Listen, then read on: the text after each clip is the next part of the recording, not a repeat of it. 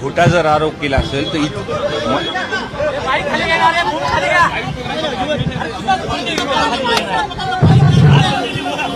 तुमचं मिटलं असेल काय सगळ्यात महत्वाची गोष्ट म्हणजे तुम्ही जर ह्याच्यामध्ये दोषी नसताल तर मग पहिल्या दिवशीपासून तुम्ही कशामुळे फरार झाले होते हा माझा विषय. जर तुम्ही त्याच्यामध्ये नसताल तर पहिल्या दिवशीपासून तुम्ही त्याच्यामधून फरार का झाले होते. बरोबर. त्याचबरोबर एक महत्वाचा प्रश्न होतो की इतके दिवस 21 दिवस फरार होते परंतु पोलिसांना सापडत नाहीत आणि आदल्या दिवशी मुख्यमंत्र्यांची भेट धनंजय मुंडे घेतात आणि त्यानंतर दुसऱ्या दिवशी लगेच सरेंडर होतात. बघा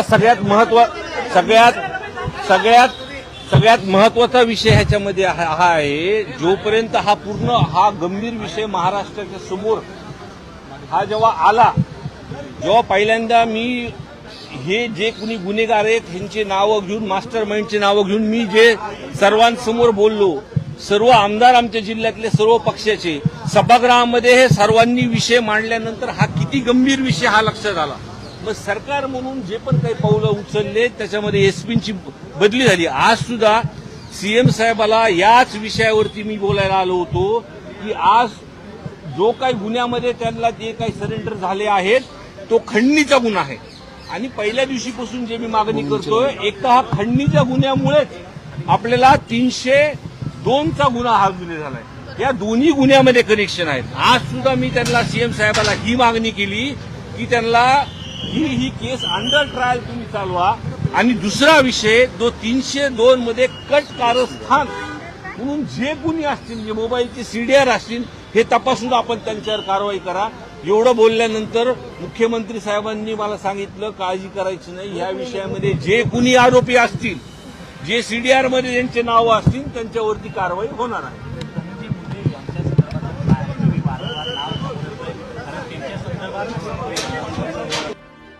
सांगितली पण लोकांमध्ये गेल्यानंतर मी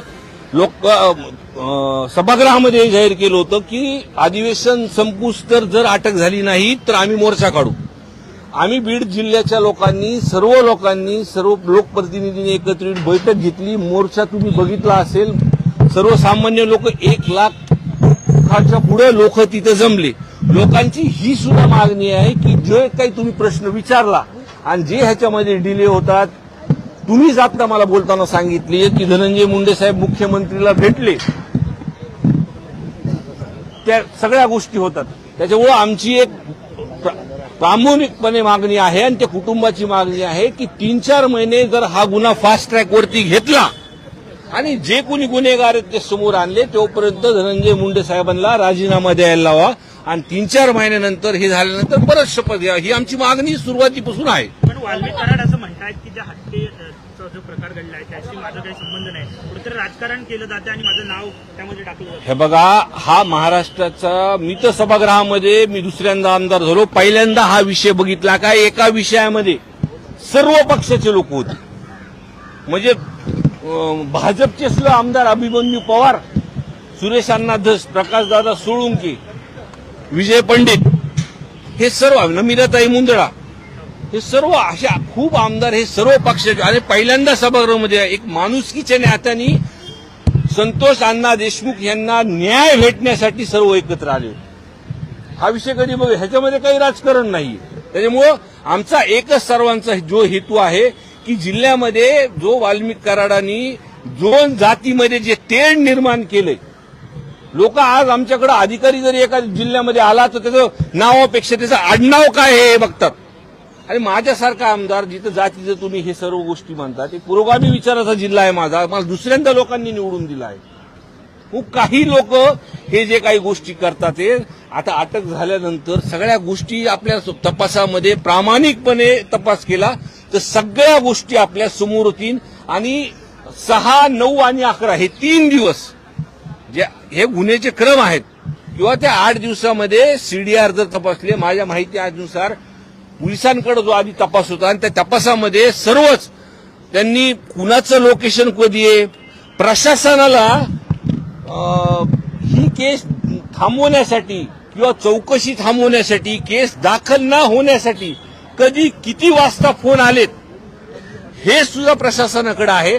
पण पूर्णपणे मोकळेपणाने जर त्यांना तपास करण्यात दिला जसं मुख्यमंत्री साहेबांनी सांगितलं तर या मागचे मास्टर माइंड सुद्धा समोर सगळे येतील एवढंच आहे. काल धनंजय मुंडे यांनी मुख्यमंत्र्यांची भेट घेतली, त्यानंतर वाल्मिक कराड सीआयडी समोर सरेंडर झालेले आहेत. क्रम कुठेतरी जुळताना मला असं वाटतं आपल्याच माध्यमातून हे पूर्ण आपणच मला सांगतं ते, म्हणून मला जास्त सांगायची काही गरज नाही. आज आपने मुख्यमंत्री से मुलाकात की है, नाही त्यांनी बघा त्यांनी नैतिकता राखून जे 28 तारखेला सर्व जातीपातीची लोक जे बीड जिल्ह्यामध्ये जो मोर्चा झाला आपल्या सर्व इलेक्ट्रॉनिक मीडियाने तो कव्हर केला, कुणालाही गाडी न देता तिथं लोक स्वतःहून आले की हे कुठेतरी थांबलं पाहिजे. तर माझी अशी म्हणजे आमच्या सर्वांची इच्छा आहे की धनंजय मुंडे साहेबांनी नैतिकता त्यांची दाखवावी. जिल्ह्यामधली जी परिस्थिती आहे लोकांची इच्छा आहे त्यांनी हा तपास फास्ट ट्रॅकवर घेऊन त्यांनी राजीनामा द्यावा. पालकमंत्रीपद प्रमुख आरोपी जे आहेत ते मात्र अद्याप फरार आहेत. कारण वाल्मिक कराडच्या नावाखाली मात्र त्या तिघांकडे दुर्लक्ष होतंय का, कारण त्यांनीच प्रामुख्याने फोन केलेला आहे. हे बघा हा जो ज्या पद्धतीने आता तपास चालू आहे, आज अटक झालेली आहे आणि काही गुन्हेगार सुद्धा फरार. मला तर असं अनावर आलं तर खरं आहे खोटं मला माहित नाही, पण जे काही प्रकार हा घडला 2 मोबाईल त्यांचे सापडलेले आहेत.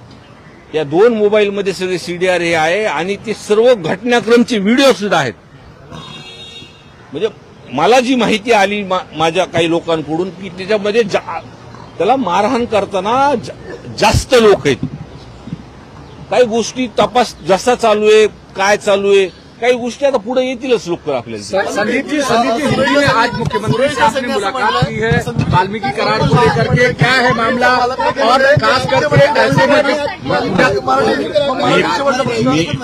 मराठी शेवटचा प्रश्न, बीड जिल्ह्याचं पालकमंत्रीपद हे मुख्यमंत्री देवेंद्र फडणवीस यांनी स्वीकारावं आणि बीडमधली जी गुन्हेगारी आहे, राजचोरी आहे ती संपवावी लागेल.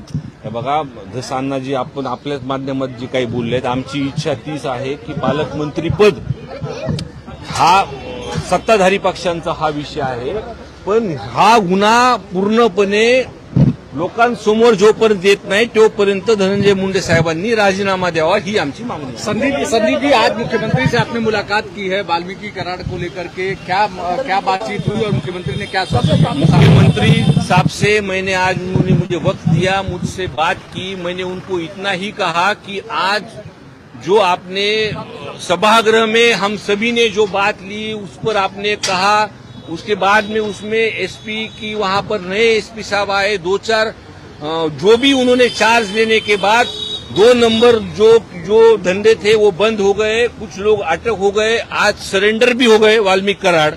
तो अभी तपास में गति है, पर मैंने उनको ये भी कहा कि ये जो वाल्मीकि कराड़ है, ये जो केस है, ये अंडर ट्रायल चलनी चाहिए और ये खंडनी के गुने में ही आज सरेंडर हुआ है. जो खंडनी का गुना है उसका कनेक्शन है वो 302 के साथ मिलता है. ये तो साफ साफ दिखाई दे रहा है ना. वो खंडनी के वजह से ही वहां पर वो विंड मिल पर कुछ तो भी बवाल हुआ और वो बवाल के वजह से 9 तारीख को ये जो कुछ घटना इसका कनेक्शन डायरी किए.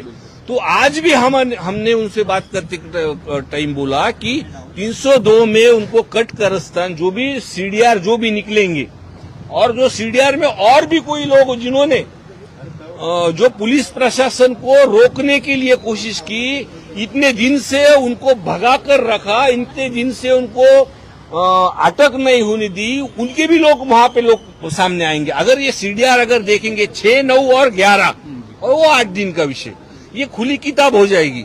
लेकिन उन्होंने मुझे आश्वासन दिया कि उसका जो भी उसके पीछे गुनेगार हो गए उसको सजा बिल्कुल मिलेगी. धनंजय मुंडे को रिजाइन करना चाहिए आपको लगता है? मंत्री धनंजय मुंडे को इस्तीफा देना चाहिए, क्या लगा? अभी कितने बार बोलूं मैं पहले दिन से बोल रहा हूं. मैंने पहले दिन से जो भी मास्टरमाइंड है उसका नाम खुली तरह से बोला, और मेरी नहीं जो भी आप बोल रहे 20-22 दिनों के बाद ये जो अटक हुई उसमें कहां से कहां जो भी मंत्री पद मिला है उसका वो छत्र छाया जो मिल रही है, इसलिए हम उनको बोल रहे हैं कि नैतिकता दिखा के उन्होंने राजीनामा देना चाहिए।